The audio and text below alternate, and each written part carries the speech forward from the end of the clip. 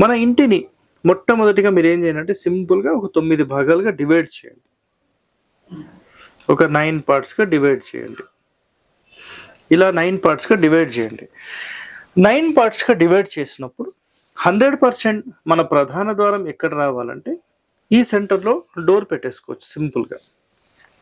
ఓకేనా సార్, ఇది ఎంత స్థలమో అని ఒక ఎగ్జాంపుల్ అడిగితే ఎగ్జాంపుల్ చూడండి, ఒక 40 అనుకోండి, ఒక 60 అనుకోండి. సార్ మీరు చిన్న స్థలానికి మరి చెప్పకపోతే ఎట్లా సార్? సార్ ఇది ఇందులోనే నేను చిన్న స్థలం గురించి చెప్తాను, పెద్ద స్థలం గురించి చెప్తాను, రెండూ చెప్తాను.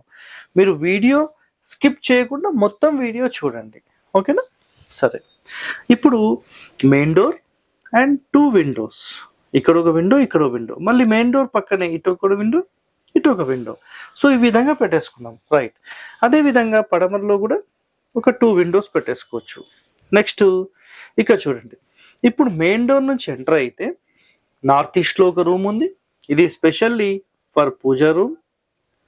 అండ్ వాయువ్యంలో ఒక బెడ్రూమ్ మనం తీసేసుకోవచ్చు, నైరుతిలో ఒక బెడ్రూమ్ తీసేసుకోవచ్చు, అండ్ దక్షిణంలో కావాలంటే కూడా ఒక బెడ్రూమ్ తీసుకోవచ్చు, మన ఇష్టం ఏదంటే అది.